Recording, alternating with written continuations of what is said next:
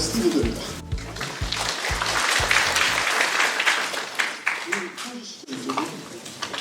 너무 어두워.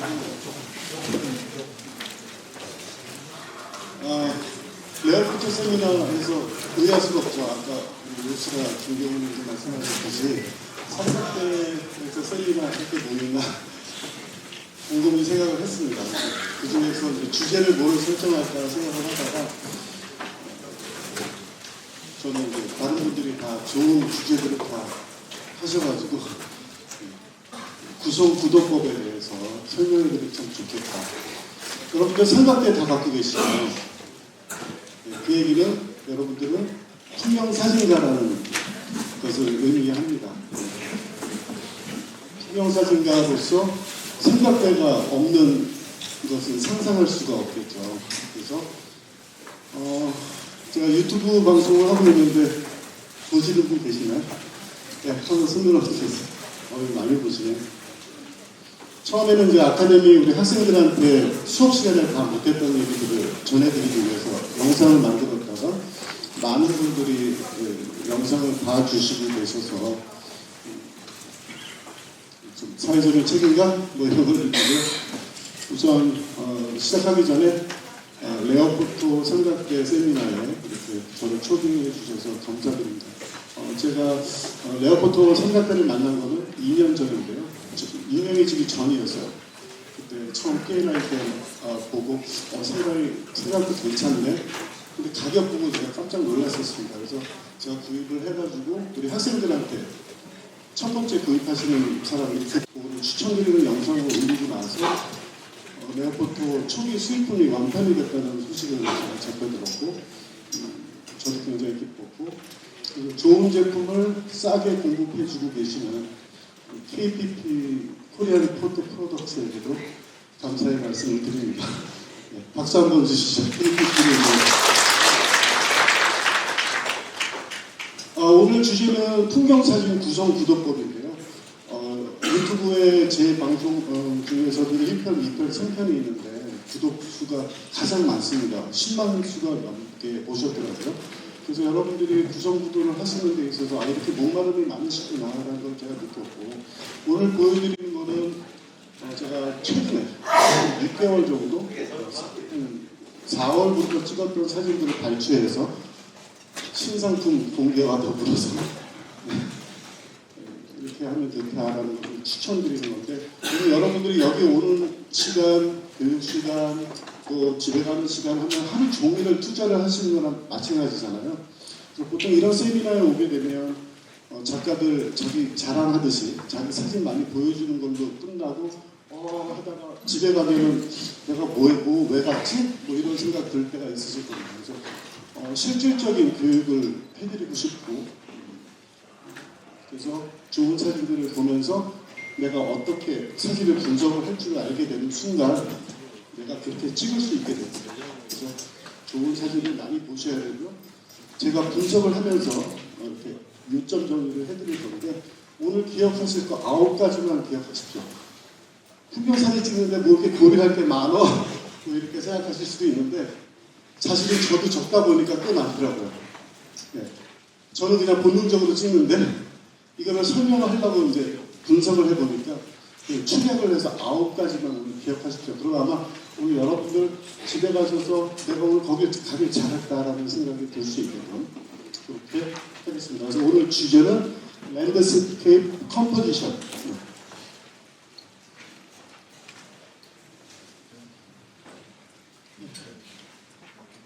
사진 괜찮나요? 멋지죠? 요거는 지난 12월 20며칠이었죠. 우리 그 15기 졸업 출사를 갔을 때 마지막에 이 컷을 건질 수 있었습니다. 제일 먼저 눈이 가는 데가 어디가요? 달? 오. 그 다음에 나무? 네. 달이 저렇게 조그만데도 딱 보이나요? 여러분 대단하십니다. 사실은 저 달이 없었으면은 조금 맹수맹수했겠죠. 컴포지션이라는 거에 대해서 설명을 드릴게요. 영어를 써서 대단히 죄송합니다. 제가 배운 게 영어 배워가지고 한국말로 하면 구성구도법. 그래서 여러분들 출사지를 가면 선생님 여기는 몇 미리 써요? 선생님 여기는 어떻게 써요? 어떻게 구도 잡아요? 어떤 걸 잡아요? 이렇게 물어보는 학생들이 의외로 많아요. 저는 이제 그럴 때마다 깜짝깜짝 놀라는데 풍경사진을 찍을 때 가장 중요한 것을 제가 서두에 말씀드린다면 여러분들 오늘 오신 한 200명 분들한테 제가 부탁해 드리고 싶은 말씀은 출사지에 가시게 되면 삼각대를 놓고 세팅을 먼저 하지 마십시오. 저는 우리 학생들한테도 늘 얘기하는 1시간 전에 로케이션에 가서 거기를 관광을 하라고 얘기를 합니다. 그래서 내 눈에 들어왔던 즉 그 자연과 교감을 하면서 내가 느꼈던 감정을 사진에 담았을 때 그게 내 사진이 되는 거지. 출사 리더가 여기서 찍으시면 돼요 하고 또 삼각대 놓고 찍는다면 그거는 내 사진이 될 수가 없습니다. 그래서 저는 우리 학생들한테도 그렇지만 먼저 가방 못 풀게 해요. 먼저 1시간에 도착해서 자연과 교감해라. 너가 풍경사진 나가면 풍경이 중요하지 사진보다도. 그래서 너가 느꼈던 감정과 본인이 느꼈던 그런 감성을 내 사랑하는 가족, 친구들한테 나 이런 데 다녀왔어 하고 이렇게 보여줬을 때 그것이야말로 정말 의미 있는 풍경사진이 아닐까 그렇게 생각합니다. 작곡가라면 곡을 쓸 때 뭐를 고려할까요? 멜로디 라인도 생각을 해야 되고 거기에 화성도 쌓아야 되고 악기 편성은 뭐 인트로부터 기타 리프로 들어가서 뭐 브라스가 들어가고 기승전결. 작곡가라면 여러 가지 요소들을 생각을 해서 곡을 쓰겠죠. 화가라면 내가 이번에는 뭐 큰 호수짜리 1호짜리 사진을 그려야지. 그럼 거기에 맞는 컨셉을 정해서 그림을 그려놓겠죠. 여러분들 한 사람 한 사람들이 전부 다 사진은 예술가입니다. 작가라는 표현을 쓰는 게 뭐 어디 경계가 되는지는 모르겠지만 저는 사진 작가라면 사진에 대해서 진지하게 생각하고 찍는다면 저는 사진 작가라고 생각해요. 아마추어도 프로입니다. 근데 요즘 카메라가 워낙 좋다 보니까 그냥 막 찍는 경우들이 많은데 오늘 내용들을 집중해서 들으셔가지고 많이 생각하시고 천천히 감성을 실어서 사진을 찍는 여러분 사진가가 되시기 바랍니다. 좀 떨리죠? 목소리가 떨리죠? 자, 지금부터 9가지에 대해서 설명을 드릴 건데요. 그거만 잘 기억하시죠? 제일 먼저 포컬 포인트. 시선이 머무는 곳. 여러분들이 어디 가다가 어느 데나 막 들이대고 사진 찍는 작품이 나와요. 절대적인 요소입니다. 포컬 포인트가 있어야 됩니다. 아까 여러분들이 저 달을 지적했듯이. 근데 사실은 여기에 포컬 포인트는 나무 숲이겠죠. 그래서 여러분들 사진 찍으실 때 제일 중요한 건 포컬 포인트를 찾는 일입니다. 아무것도 포컬 포인트 없는 사진도 있을 수 있어요. 그거는 무드라고 표현을 하는데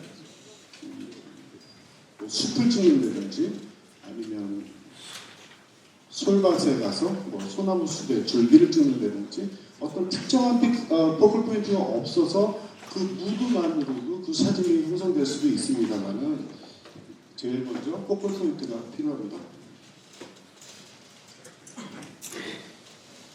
그렇다면 그 포컬 포인트를 어디다가 위치할 거냐? 포지셔닝입니다.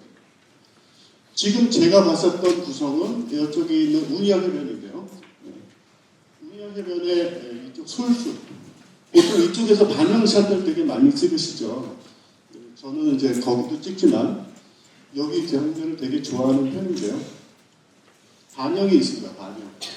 그래서 전체 구성에서 얘네들을 한 덩어리로 봤어요. 반영까지.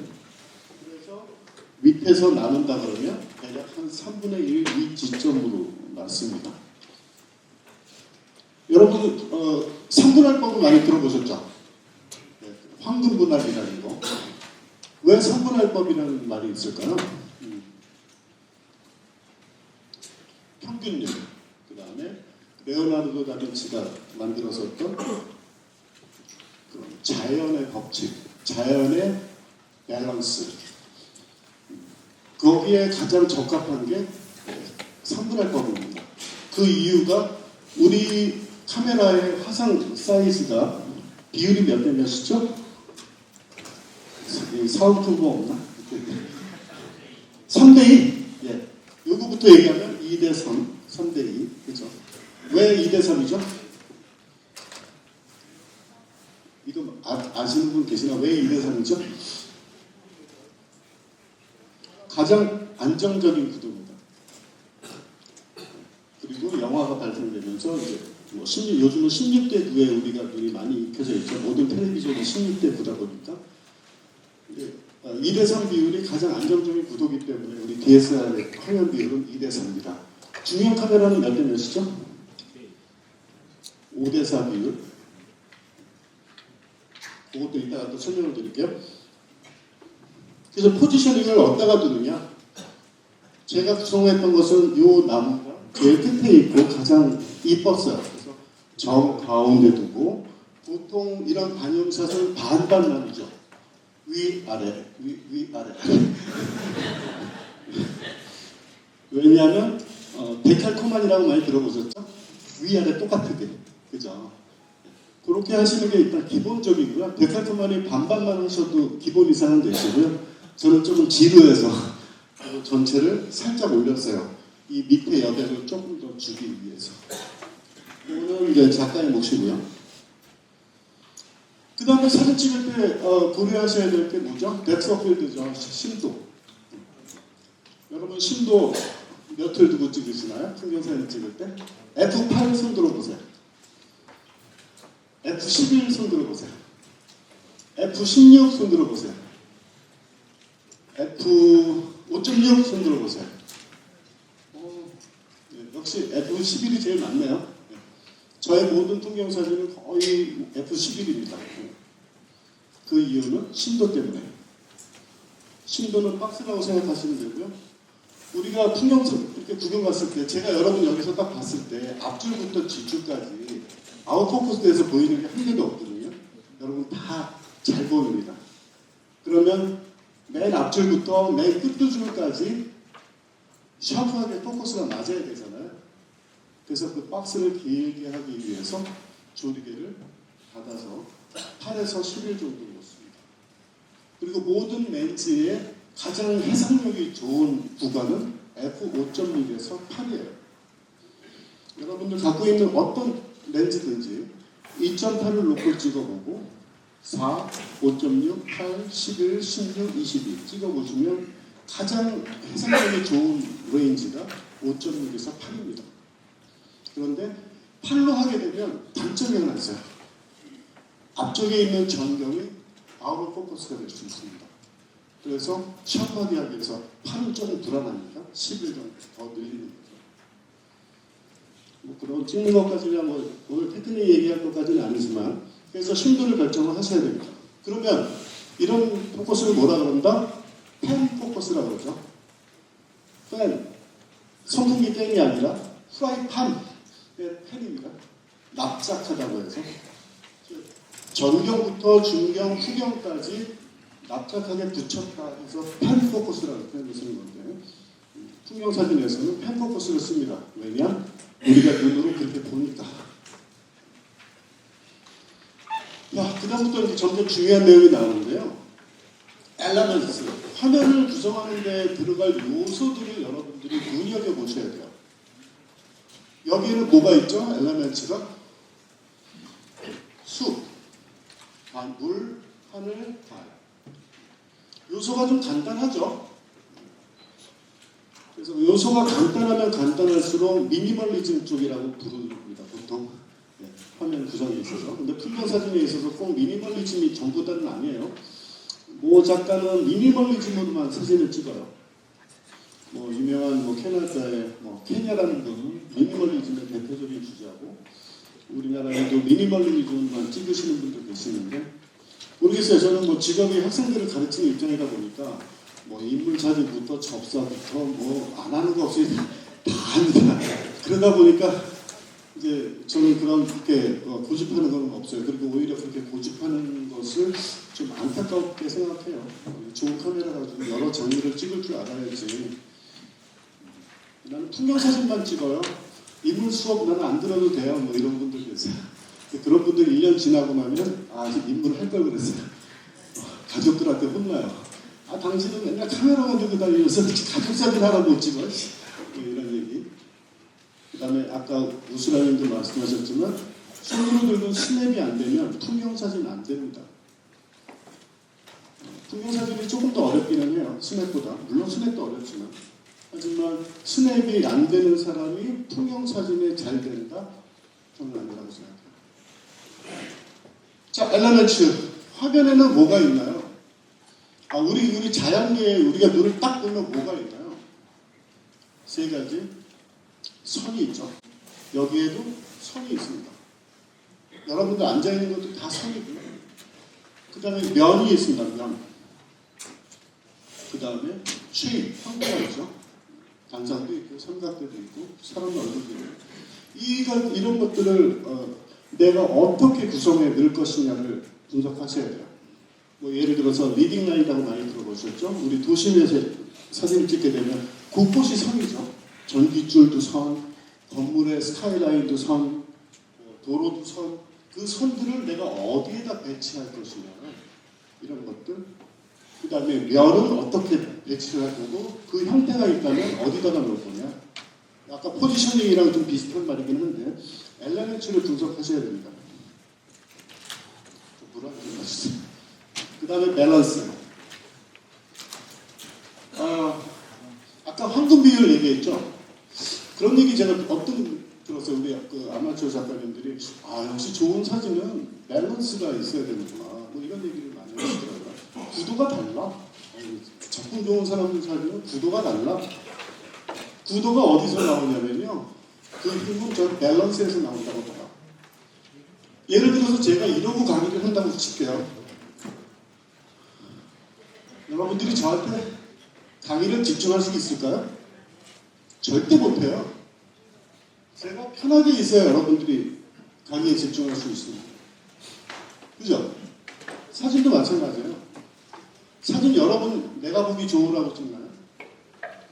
사진은 원래 기록으로 남기고 남들한테 좋은 사진을 보여줌으로 인해서 나와 공감을 하기를 원해서 생겨난 매체입니다. 그래서 밸런스가 그만큼 중요합니다. 피카소의 그림이 유명하죠. 피카소의 그림을 보면 굉장히 난해합니다. 밸런스가 다 깨져 있고요. 근데 죽이네 막 고가에 팔리죠. 근데 그분이 대생도 굉장히 잘하셨고 굉장히 숙련된 화가라는 것을 여러분들은 아실 거예요. 그렇기 때문에 그 사람의 비하학적인 구성이 더 돋보이는 거죠. 그래서 여러분들이 소수 중수 정도 되신다면 처음에는 밸런스 있는 사진을 찍으시죠. 물론 의도적으로 그 밸런스를 깰 때 드디어 사진에서 어떤 정형 틀에서 벗어나는 계기가 될 수는 있겠지만 어쨌든 풍경 사진은 밸런스가 굉장히 중요합니다. 왜냐하면 우리 모든 삼라만상이 전부 다 밸런스에 들어가 있어요. 달이 뜨고 해가 뜨고 해가 지고 노을이 지고 여명이 뜨고 우리 건물을 지을 때 기우뚱하게 안 짓죠? 우리 모든 세상은 다 균형 잡혀 있습니다. 여러분 눈 3개 있으신 분 없죠? 코 있고요, 입 있고 양쪽 밸런스 얼굴에 물론 조금씩 깨지신 분도 계시죠. 다 사람마다 좀 틀리지만 다 밸런스입니다. 그래서 사진은 밸런스가 잡혔을 때 그 사진을 보는 사람으로 하여금 몰입할 수 있게끔 만들어줍니다. 아까 제가 이러고 강의하면 몰입이 안 되는 거랑 똑같은 얘기예요. 이해되시나요? 반응이 조금 제가 좀 편하게 할까요? 제가 유튜브 강의에서는 되게 점잖을 떴는데 이런 오프 강의에서는 약간 좀 여러분들이 관심을 끌기 위해서. 네, 타이밍. 사진은 결정적인 타이밍이 중요하죠. 근데 스냅 사진은 정말 몇 분의 몇 초가 중요하죠. 그거에 따라서 사진이 왔다 갔다 합니다. 스냅은. 그래서 화가들이 그런 얘기를 해요. 아, 우리는 사진을 찍으면 1년도 걸리고 6개월 만에 그림을 하나 완성하는데 사진하는 사람들은 그냥 뚝딱 하는 작품 나오고 작품도 우리보다 비싸. 뭐 이런 컴플레인들을 하세요. 실제로 저도 그런 컴플레인을 농담 삼아 뵙지만, 그래서 제가 뭐라고 대답하냐면, 저 이거 125분의 1초 찍었는데요. 저 이 125분의 1초 찍으려고 한 15년 기다렸어요. 15년 준비했어요. 말 되나요? 여러분들 대단하신 분들입니다. 사진가들은 정말 스냅 잘 찍으시는 분들, 특히 뭐 스트릿포토 이런 거 하시는 분들, 존경을 금할 수가 없어요. 어떻게 그 차가를 담아내는지. 그런데 풍경사진은 스냅보다는 좀 여유 있습니다. 그죠? 여러분. 가서 삼각대 놓고 장비 세팅을 하고 시간적 여유는 많아요. 하지만 풍경사진에도 결정적인 타이밍은 있습니다. 만약에 이 달이 지금 지는 달이었거든요. 짱짱짱짱 내려와서 어디로 졌냐면 여기로 졌어요. 달이 여기 있었으면 좋았을까요? 여기 있었으면 좋았을까요? 여기 있었으면 좋았을까요? 저 위에 있었으면 좋았을까요? 적당하죠, 이 사진. 여러분 보시기에. 저 기다렸어요.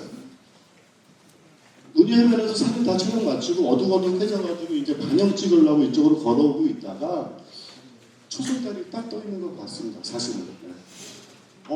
집입니다. 오늘 이게 남는 장사다. 여기에 사활을 걸자. 그리고 잽싸게 삼각대 거치하고 구성했어요. 그리고 달이 요만큼 내려올 때까지 기다렸어요.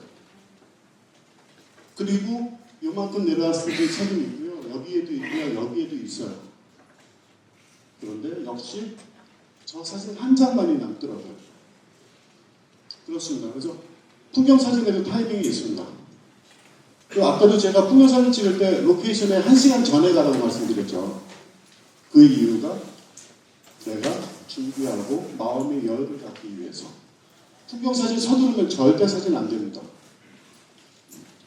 모든 조작, 카메라 핸들링, 세팅 전부 다 천천히. 대신에 달 넘어가는데 천천히 하면 안 되겠죠. 구성하는 데도 시간이 필요하고 결정적인 촬영 시간이 중요합니다. 앵글. 여러분 앵글 하면 뭐가 떠오르나요? 로우 앵글? 아이 레벨? 하이 앵글? 인물 사진 찍을 때는 다 있죠. 그런데 풍경 사진 찍을 때 하이 앵글이 있을까요?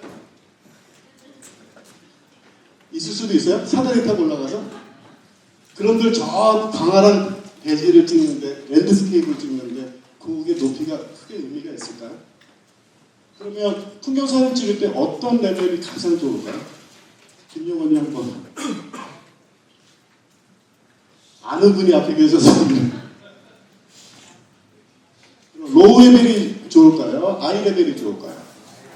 아이 레벨? 왜죠? 다 들려. 나 도쿄법인가 봐. 편안하고. 아이 레벨이 가장 중요합니다.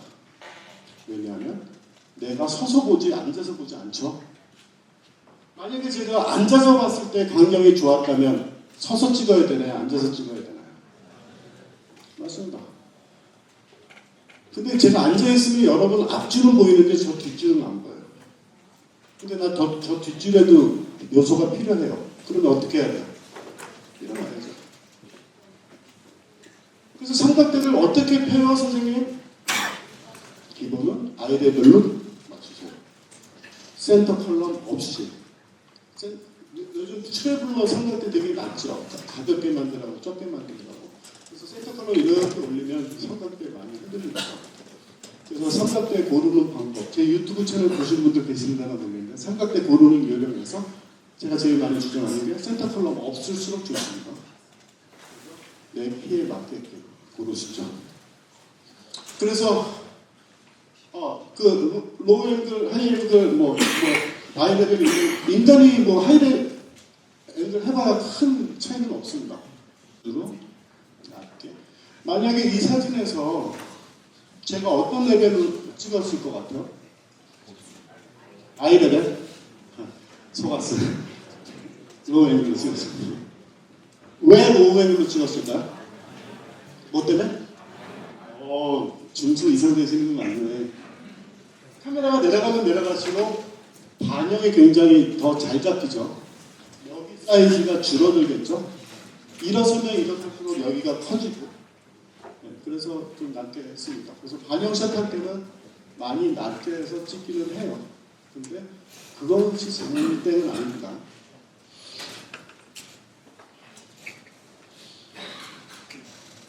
그 다음에 다른 뭐 내용이 있죠. 와이드한 앵글이냐, 텔레포트 앵글이냐. 이건 몇 밀리였을까요? 대략 21mm 정도 수준이었습니다. 제가 밸런스로 삼았던 것들, 달의 위치, 여기 덩어리, 그 다음에 여기. 그래서 풍경사진 찍으러 갔을 때 여러분들 꼭 관광렌즈 갖고 가시죠. 근데 꼭 70-200을 갖고 가십시오. 꼭. 큰 액자보다는 조그만 액자가 맞는 소품이거나, 아까 파도 얘기 나오고 뭐 나왔지만 역동적인 파도 모양을 찍을 거냐 아니면 정적으로 찍을 거냐, 이것들을 여러분들이 투명사진 찍으러 가시면 관념적으로 느끼셔야 돼요. 이날은 석양 꽝이었습니다. 보시다시피 하늘에 구름이 별로 없었어요. 그래서 하늘을 포지션을 많이 두지도 않았어요. 그리고 이 시간이 해가 지고 나서 1시간 정도, 50분 정도 지나고 나면 저 위에 있는 블루 스카이가 점점 다크 블루가 되고 결정적으로 한 5분 정도 마젠타 색깔을 보여줄 때가 있어요. 제가 저거를 인위적으로 색감을 조절한 게 아니고 그 색감이 너무 좋아서 그렇게 담고 현상을 했습니다. 자, 지금부터는 이 모든 것이 컴포지션에 해당되는 내용이라는 거 기억하셔도 요거를 어떻게 해당이 돼서 사진이 이루어지는지 그걸 보여드릴게요.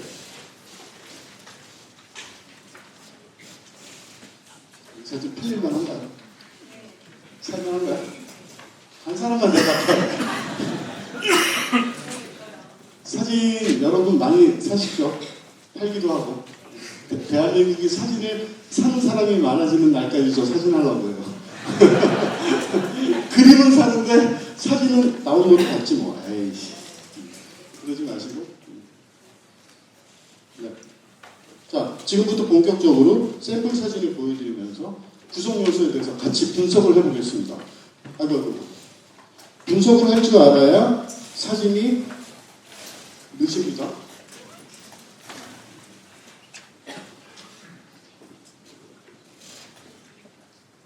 네. 괜찮나요? 요거는 지난 12월 달이죠. 우리 14기 통영반 졸업 마지막 수업 때 실습을 갔다가 지금 해가 이쪽으로 또 나와 보통. 그래서 해가 보통 여기 쪽에 있는 거를 많이들 찍으시는데 이 사진은 좋나요? 여러분? 괜찮나요? 페이스북에 제가 가끔가다 이렇게 사진을 올리는데 조회수가 가장 많았어요. 되게 보기 좋았나 봐요. 제 스타일은 아니었어요, 사실은. 근데 이 포컬 포인트가 드라마틱하게 가운데 있었고 그걸 에워싼 구름의 형상이 너무너무 드라마틱해서 거기다가 이날은 파도도 굉장히 높았습니다. 그래서 조금 더 역동적이면서도 정적이면서도 이렇게 복합체가 들어갔던 것 같아요. 네, 포컬 포인트입니다. 역시 시선이 범천에 머물죠. 그래서 강력한 스트롱 포컬 포인트는 그 사진을 사람들로 하여금 어트랙티브하게 만들어줍니다. 빨려 들어오게 만들어줍니다. 이날 여러 컷을 찍었는데요. 그걸 설명을 드릴게요. 요거는 같은 날 조금 장소를 옮겨서 찍었던 사진입니다. 아까 사진이 낫나요? 이게 낫나요? 아까 게 더 낫나요?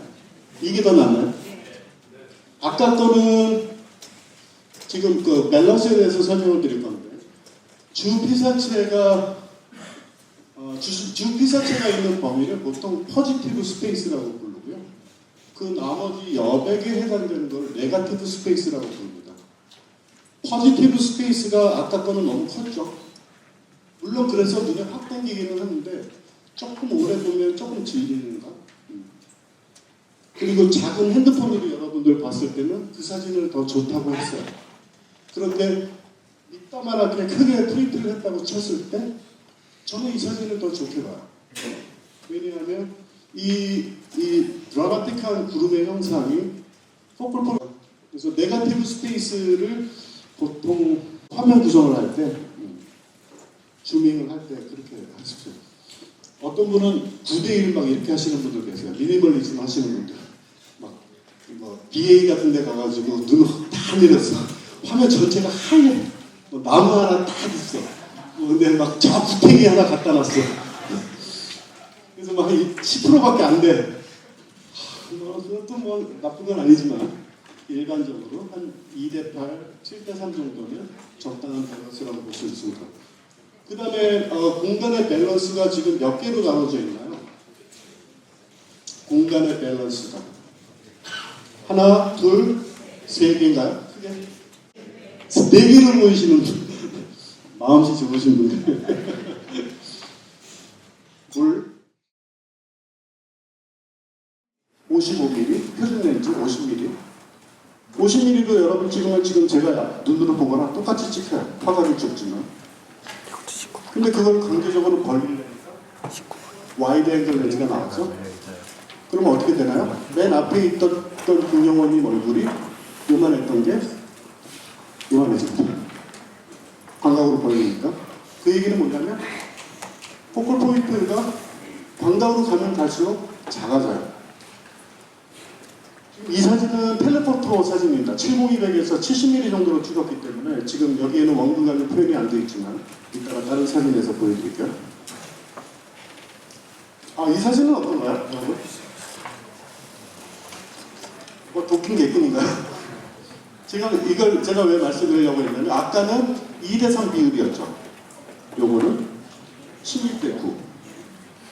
저 어렸을 때만 저는 2대3 비율이 눈에 익은 세대지만 요즘 80년대생, 90년대생들은 16대9 화면에 익숙해져 있어요. 왜냐하면 태어날 때부터 16대9로 봤거든요. 테레비를. 그래서 16대9에 굉장히 눈에 익어서 이제는 16대9가 불안하거나 불안정한 구도가 아니죠. 16대9도 굉장히 안정적인 구도니까. 그래서 때로는 같은 사진이지만 이렇게 16대9로 트리밍을 하십시오.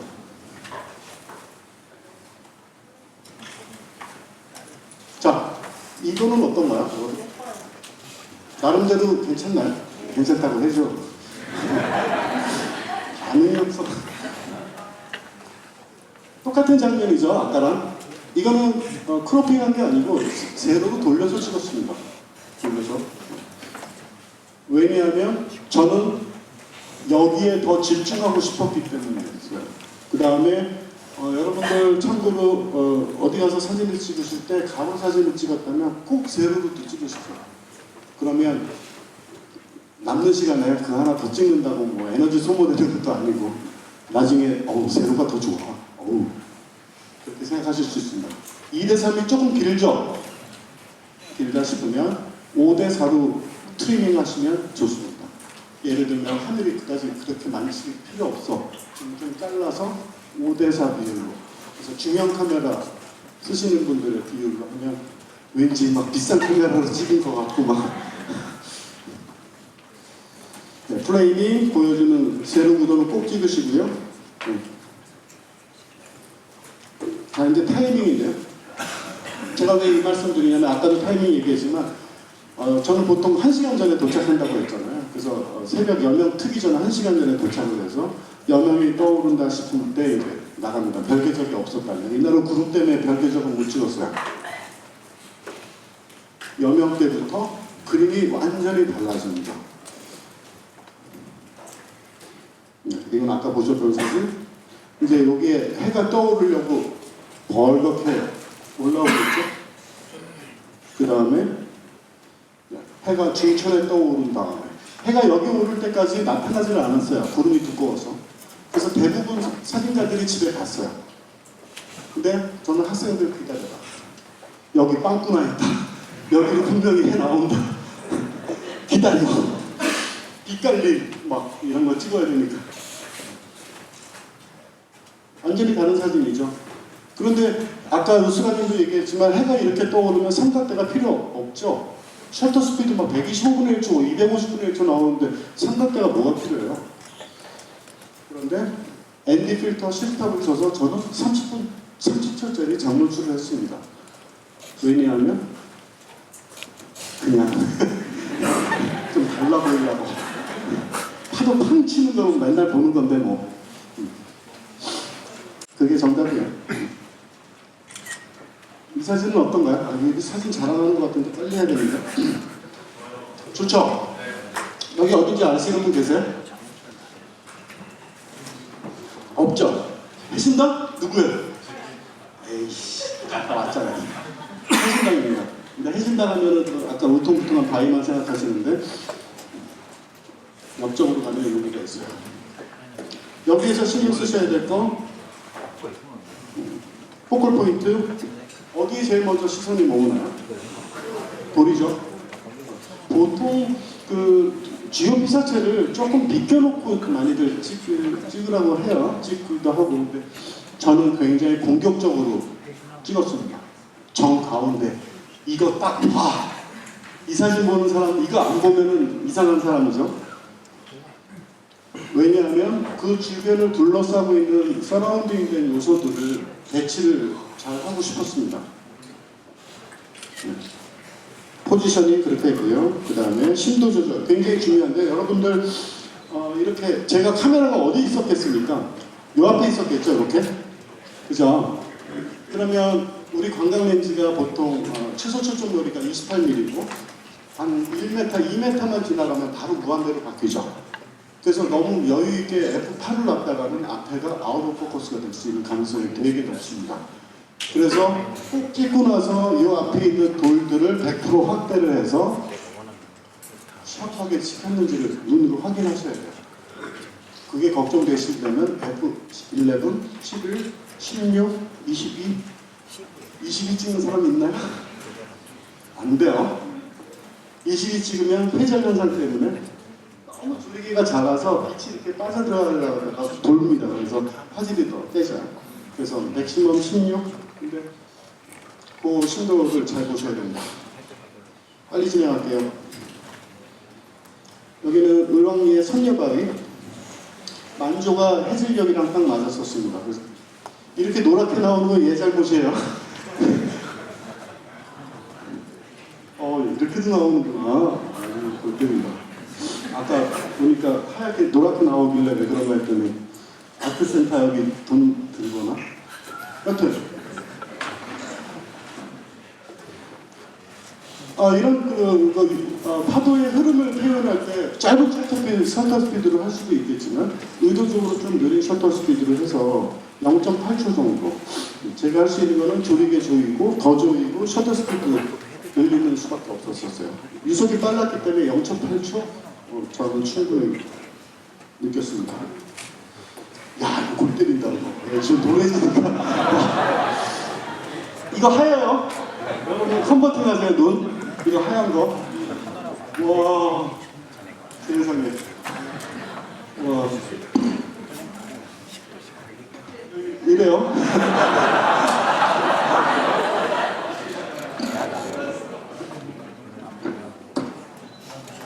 장노출인데요. 요거는 미리 세팅값을 알려드리면 4042초짜리입니다. 그러니까 한 1시간에 3600초죠. 그러니까 1시간 7분 정도, 67분 정도짜리고요. 갯벌에 물밀이 이렇게 들어올 때 이 돌을 따라서 여기 노랗게 이렇게 하얀 거예요. 이렇게 물이 여기서부터 스며 올라옵니다. 스며 올라오는데 걸리는 시간이 유속이 빠를 때는 30분 정도, 유속이 느릴 때는 1시간, 2시간이 될 때도 있고, 그래서 장노출을 할 수밖에 없습니다. 괜찮나요? 노란 거 빼고?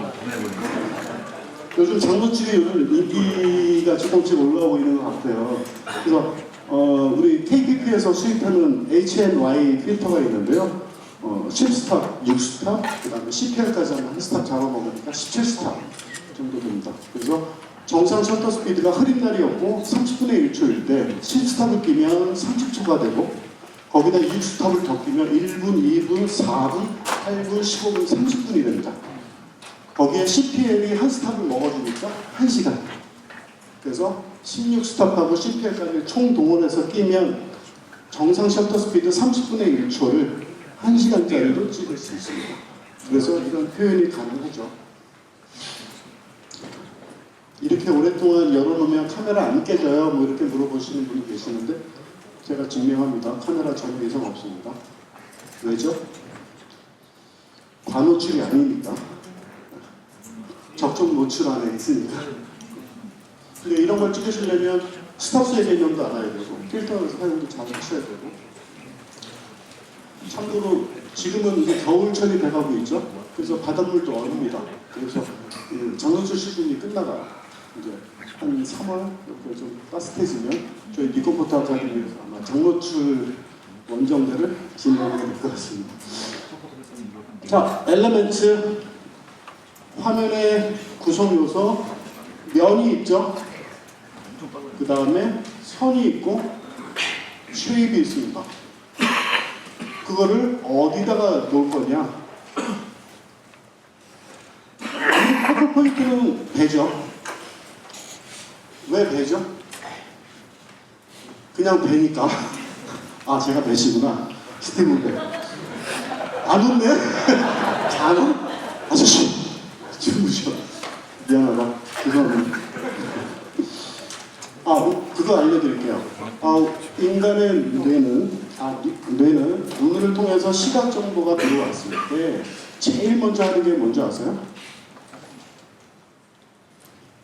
피하는 거. 야구공 날라오면 피하고 내 위험으로부터 나를 보호하기 위해서 시각 정보를 활용합니다. 그거 이외에 이성적으로 반응을 하는 데 있어서 제일 먼저 하는 게 분석입니다. 분석. 우리가 맞선 보러 가면 저 새끼 이상하게 생겼네. 성질 더럽게 생겼다. 이런 거 속으로 생각하죠. 너무 이뻐, 너무 이뻐. 이런 생각하죠. 분석을 먼저 합니다. 그런데 그 분석을 하는 데 있어서 제일 먼저 보는 게 뭐죠? 제일 먼저 눈에 들어오는 게 뭐죠? 그런 거 생각 안 해보셨죠, 여러분? 사진관인데. 제일 먼저 눈에 들어오는 건 밝은 쪽입니다.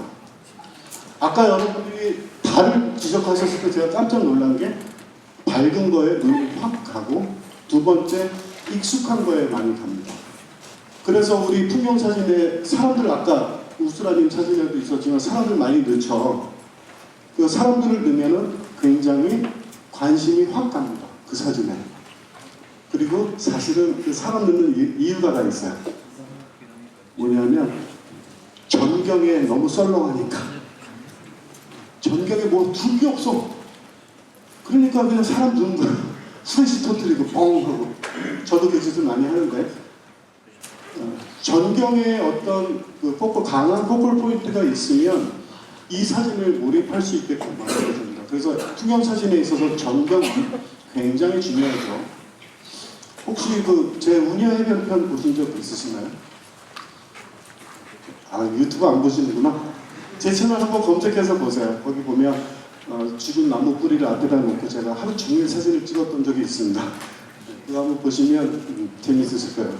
풍경사진에서 전경이 차지하는 비율은 굉장히 큽니다. 제가 몇 시까지 허락되어 있죠? 빨리 끝내야 되죠? 할 얘기가 많은데 빨리빨리 넘어갈게요. 자, 이것도 같은 장노출 사진이고요. 이것도 3,000분 정도. 그래서 어디다 위치를 하느냐에 따라서 이 사진은 완전히 달라지겠죠. 뱃머리가 보통 이쪽에 있기 때문에 이쪽에 여백을 많이 두는 게 일반적이에요. 인물 사진 찍을 때도 내가 이렇게 서 있으면 이쪽을 여백을 많이 두죠. 제 뒤보다. 마찬가지로 이런 것도 이쪽에 여백을 많이 둬야 되는데 역설적으로 뒤에 배경을 많이 둠으로 인해서 저 배에 저 제목이 어벤던드거든요. 버려졌다고 해서 그래서 일부러 그렇게 구성을 했습니다. 자, 그 다음 알려드릴 거는 파노라마 여러분 찍으실 줄 아나요? 광각렌즈로 찍게 되면 아까 얘기했듯이 옆에 폭만 얘기했잖아요. 그럼 옆에 폭이 길어지면 위아래도 길어지겠죠? 그래서 내가 필요로 없는 전경이 너무 많이 들어올 때가 있어요. 그래서 폭은 마음에 드는데 위아래가 너무 높다면 폭을 이렇게 해서 한 장, 두 장 파노라마를 찍으시면 와이드하게 찍으실 수 있습니다. 네, 이렇게 두 장 찍었던 거예요. 옆쪽에 하나, 이쪽에 하나. 그래서 두 개를 라이트룸이나 포토샵에서 합치시면 파노라마 사진 찍으실 수 있습니다. 그러면서도 이 광활한 강의를 찍기 위해서 더 와이드하게 벌리면 어떻게 될까요? 성산일출 이 봉이 더 멀어지겠죠? 그리고 GOP 자체가 더 작아지겠죠? GOP 자체가 사이즈가 작아진다는 것은 포컬 포인트로서의 생명력을 조금씩 더 잃는다는 걸 말합니다. 여기도 지난번 제주도 출사 때 애월읍에 갔을 때 돌 염전 저기 하얀 거예요. 지금 괜찮지? 하얀 거로 봐주시죠. 수평선을 절반으로 놓고 포컬 포인트가 있는 등대를 가운데다 놓고 이 밸런스를 위치를 시켰어요. 그래서 여러분 그 사진 찍으실 때 삼각대를 한번 내려놓는 순간 귀차니즘이 발동돼서 옆에를 안 가요. 그러기 전에 눈을 보십시오. 저는 이래요. 여기. 그리고 레벨. 그래서 삼각대를 먼저 펼치시면 여러분 귀차니즘이 발동을 해서 이거를 구성을 그냥 찍으면 안 찍으면 내가 뭐 사진 팔 것도 아닌데 뭐 그러지 마시고 삼각대 옆에다 두시고 이렇게 눈으로 보시면서 한 발짝 걷고 한 발짝 긁는 거에 따라서 이 갭이 달라지겠죠? 내가 내려가면 내려갈수록 얘랑 얘랑은 어떻게 돼요? 붙죠? 올라가면 올라갈수록 얘랑 얘랑은 떨어집니다. 아시죠?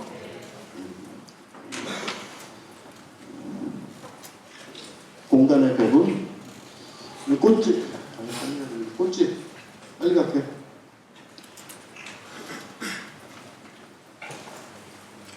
이제 말 안 해도 아시겠죠?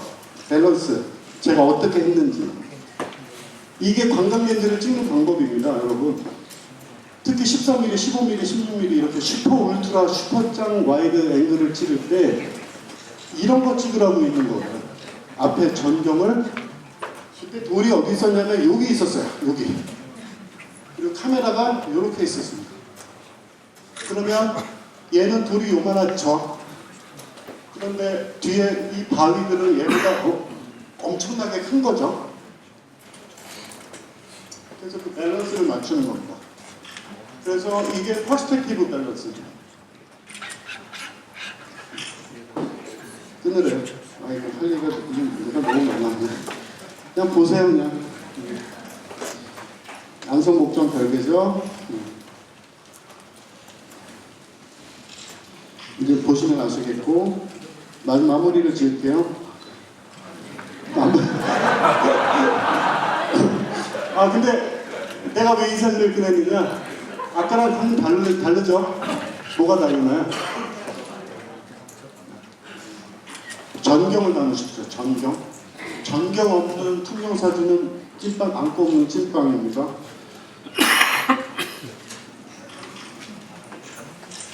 세로 사진 같은 날 옆에서 세로로 찍었어요. 그래서 이쪽에 있는 아름다움을 표현을 더 했습니다.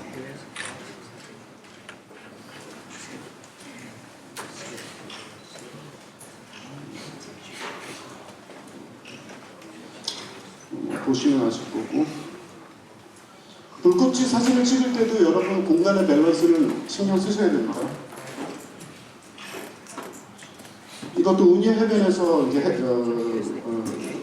찍었던 은하수 사진인데요. 스페이스 밸런스가 굉장히 중요합니다. 여러분 은하수 찍을 때도 여러분 은하수 찍으시는 분들이 제일 그 별개적도 마찬가지지만 제일 간과하시는 게 주인공을 은하수로 생각하시는 분들이 많으세요. 근데 은하수는 별개적이나 별들은 그 풍경사진의 하나의 액세서리지 주인공이 될 수가 없습니다. 얼굴이 이쁜 아가씨가 귀걸이를 이쁜 거를 했을 때 더 이뻐 보이죠. 근데 얼굴은 안 이쁜데 귀걸이가 이만하면 언밸런스 하겠죠. 그래서 여러분 구성하실 때 꼭 이 전경에, 저는 여기 발자국을 표현을 한다고 한 건데 보이시나 모르겠네요. 발자국, 나무, 밸런스입니다. 밸런스.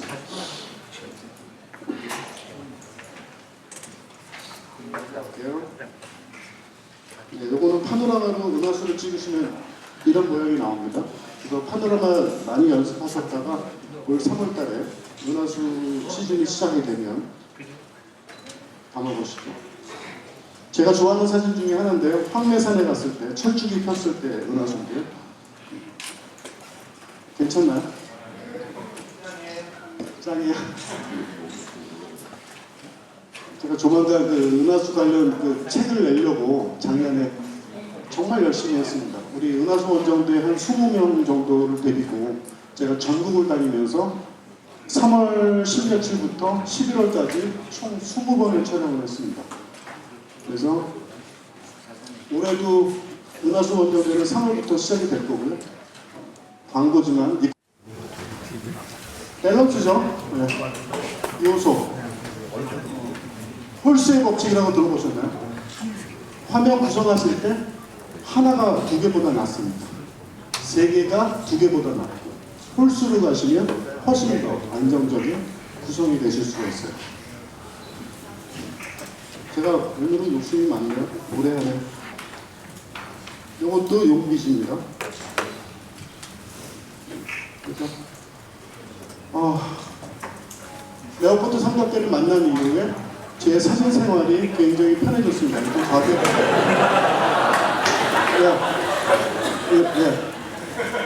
나 놓쳤어. 내가 뭐를 놓쳤죠? 왜 웃었죠? 네? 속 보인다고? 우리 토니, 사장님도 계시고, KPP 사장님도 오셨고. 근데, 제가 사진생활 레오포토를 1년 넘게 했거든요. 삼각대가 불안해서 불만족스러워서 사진 못한 적 없습니다. 여러분들 도구를 잘 쓰셔야 결국은 그 도구들은 내가 사진을 창작하는 도구일 뿐이잖아. 트랜슬레이션? 그래서 똘똘한 삼각대 여러분들 하나씩은 다 갖고 계셔야 이런 정도급의 사진을 찍으실 수가 있습니다. 제가 쓰고 있는 삼각대는 324 CEX고요. 여기에 레벨링 베이스가 붙어 있어서 파노라마 찍을 때 수평 맞추기 굉장히 좋습니다. 15만 원 정도 더 비싼데요. 324보다. 사제품 달아도 15만 원은 되니까 좋고 PCL이라고 해가지고 저는 여기가 돌리는 방식이 아니고 클립형이에요. 그래서 우리 레오포토 수입하시는 우리 집 부장님께서 저거 수입할까요 말까요 저한테 물어보더라고요. 그래서 당연히 수입해야지. 클립형 되게 편합니다. 돌리는 것보다 특히 추운 겨울날 돌리는 것보다 클립형 되게 편. 2만 원 더 비싸요. 이래서 웃으셨구나. 네.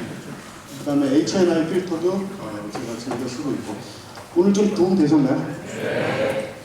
제가 욕심이 좀 오늘 많았습니다. 좀 말을 좀 많이 해드렸던 것 같고 앞으로 사진 생활 하시는데 도움 되시길 바라고요. 유튜브 채널도 오시고 리컴포트 아카데미 잘 신청하시면 저랑 사진 생활 같이 하실 수 있습니다. 오늘 고맙습니다.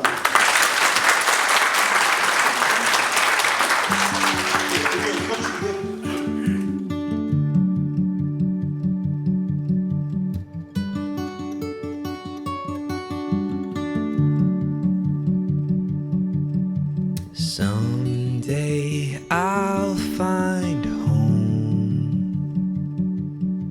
The picture in my mind,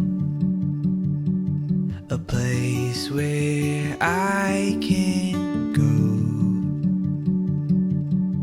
and you'll be always mine, always mine. Ooh, always mine. Ooh. Jealous love has passed like the seasons do. I can see the sun. I think I'm falling in love with you. You're always mine. Ooh, you're always mine. Ooh, I hold my breath, no give and take. I could never walk away. The giving ground, no back and forth. I promise you I'm always yours, and you're always mine. Ooh.